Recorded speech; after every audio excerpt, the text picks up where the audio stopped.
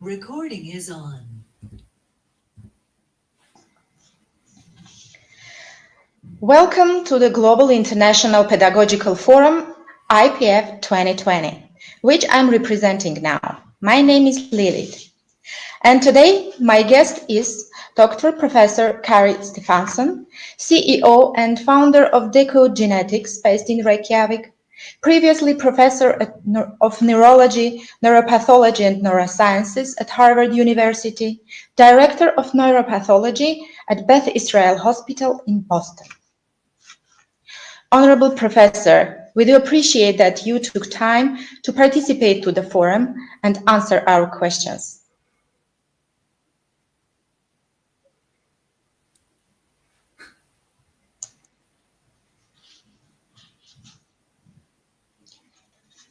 So, there is a huge amount of information about the coronavirus, but there is still doubts about real existence of the virus. So the very first question will be if COVID-19 really exists. The COVID-19 certainly exists. It has infected about 4 million people worldwide. It has killed a very large number of people, about 300,000 people worldwide.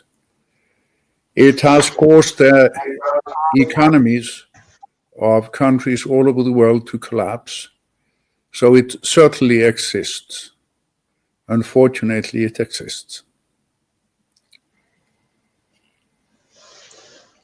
And this is not just an ordinary flu, it is clear. But maybe is this something more serious, like its nature, because many scientists talk about scientific nature of the COVID-19, that it was developed in the laboratories. Is that true? What do you think about that? There is no evidence supporting the hypothesis that this was generated in a laboratory. And I think it is highly unlikely that it is the case. Mm-hmm. Okay. How to deal with the COVID-19 and what to do with pandemic, because it is spreading very widely and very fast, and the scale of the pandemic is very high now. How to deal with it? There are probably many ways to deal with this epidemic, and currently we don't know what would be the best way to do so, because the epidemic is still raging all over the world. But one way to deal with it is the way in which we have done it in Iceland, which is that we have screened very widely for the virus. We screened between 14.5% and 15% of the population. We have taken those who are sick and put them in isolation, and we have tracked the contacts of the infected and put them in quarantine. We have kept the borders of our country open. We have kept elementary schools and childcare centers open. We have closed other parts of the school system. We have kept restaurants and stores open. We have closed movie theaters and concert halls. We have put a ban on the gathering of more than 20 people in one place. And by doing this, we have managed to keep the epidemic under control. So this is one way in which people have successfully dealt with the epidemic. But there are probably many other ways in which you could do it. But this has worked for us. Mm-hmm. Okay, thank you. And what about this important indicator of infected doctors and nurses? Why they are such a big amount of that? When there is an epidemic of infectious disease, the people who take care of patients, the healthcare workers, the physicians, the nurses, and everyone else working in institutions of healthcare are at a higher risk than others of getting infected. One of the reasons, however, that the infection rate has been high amongst healthcare workers in some countries is that there has been a scarcity of protective wear. There's been a scarcity of face masks. there's been scarcity of all kinds of other protective gears for healthcare workers. But this is nothing unusual.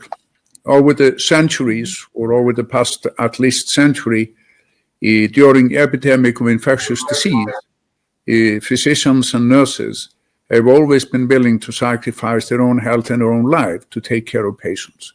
We expect that of our healthcare workers. Okay. And talking about China, the fact that China turned out to be faster and more efficient in the fight against the virus.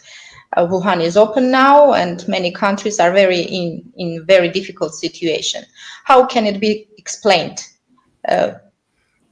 Is it because of the disease monitoring system that China uses based on phenomenon of SARS, or any other countries?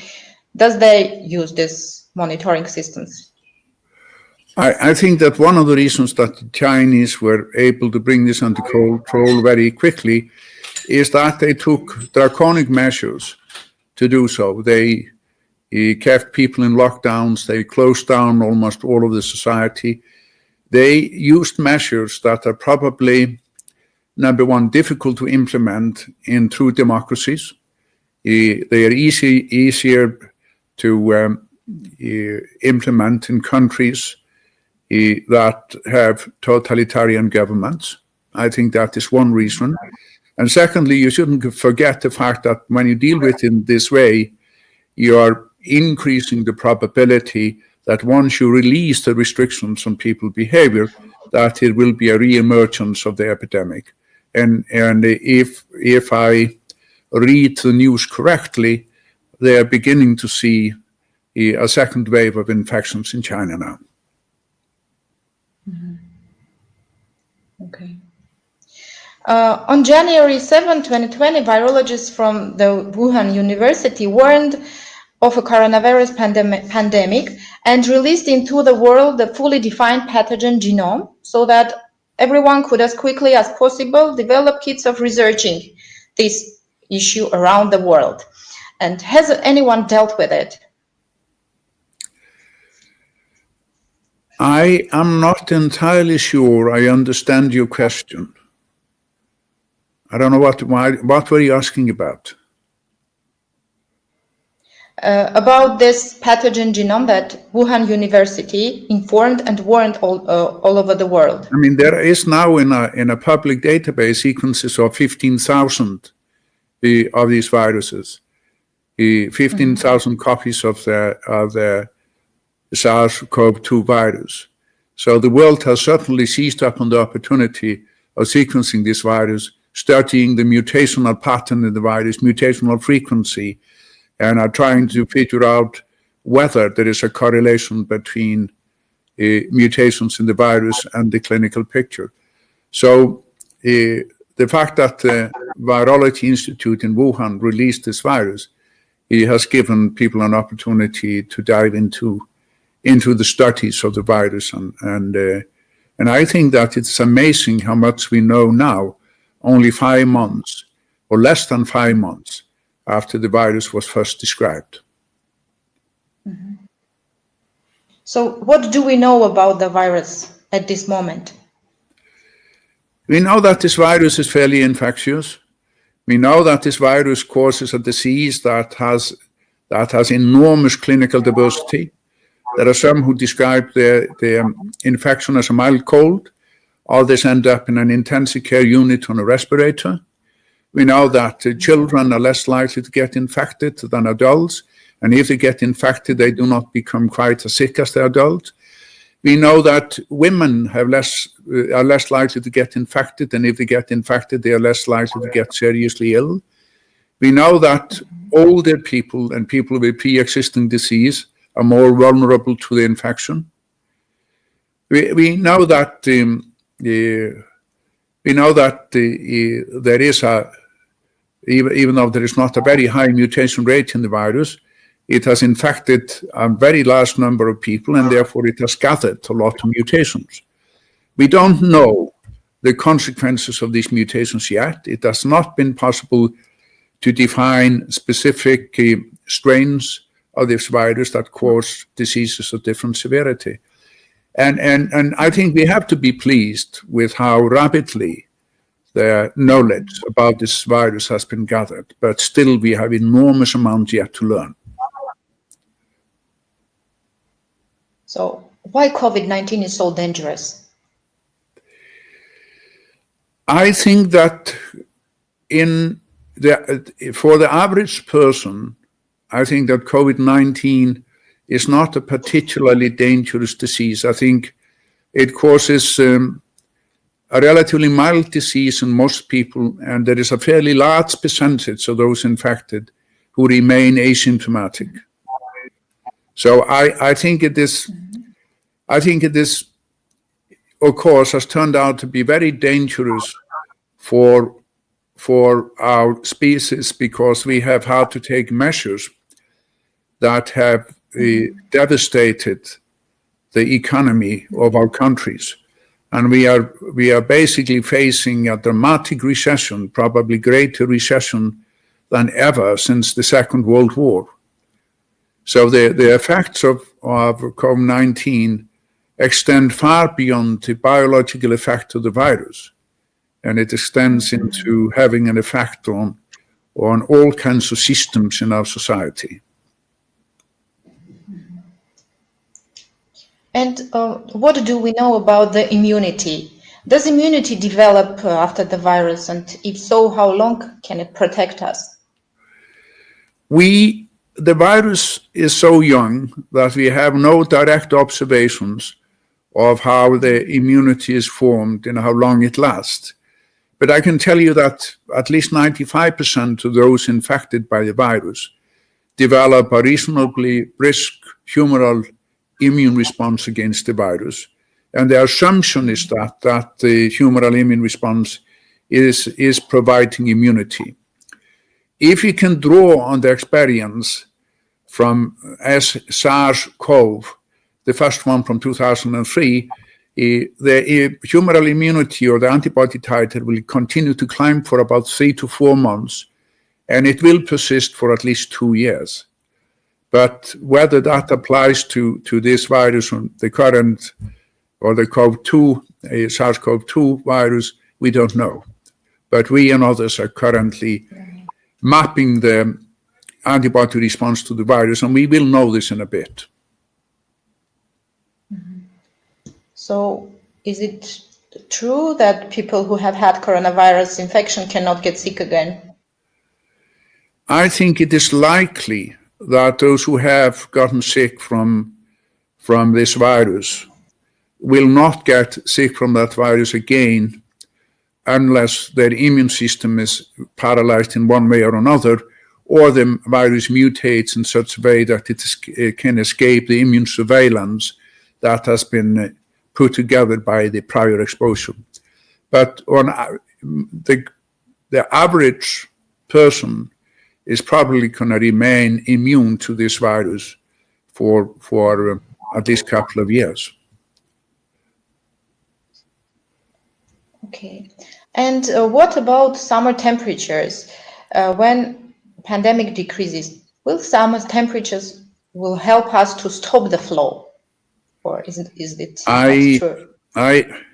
I question that the summer temperatures will have an impact on anything except our spirit. It will be nice to go into the summer after having been in some countries in a lockdown, in other countries in sort of relative isolation.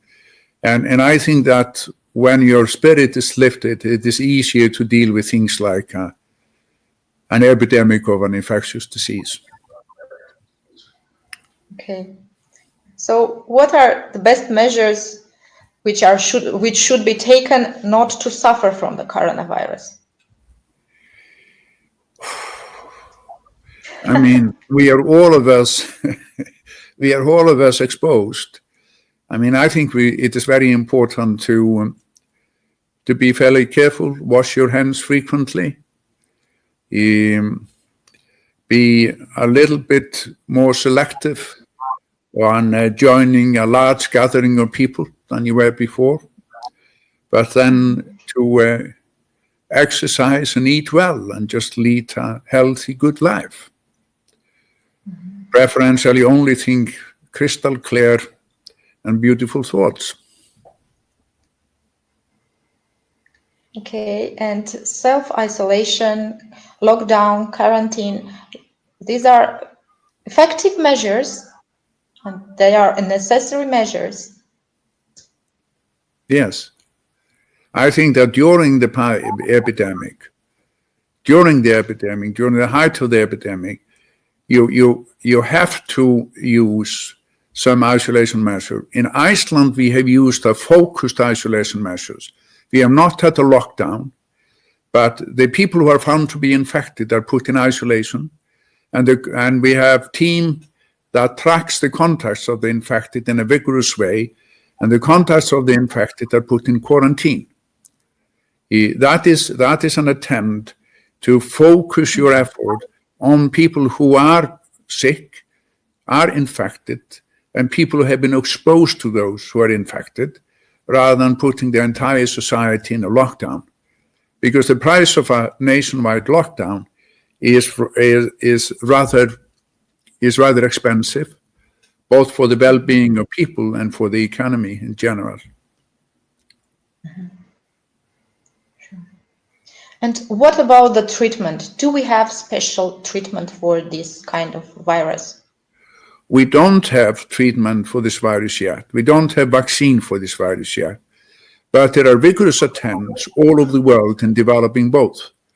There are several companies trying to make vaccines with the help of the academic community, and it is proceeding probably faster than any vaccine development has done in history.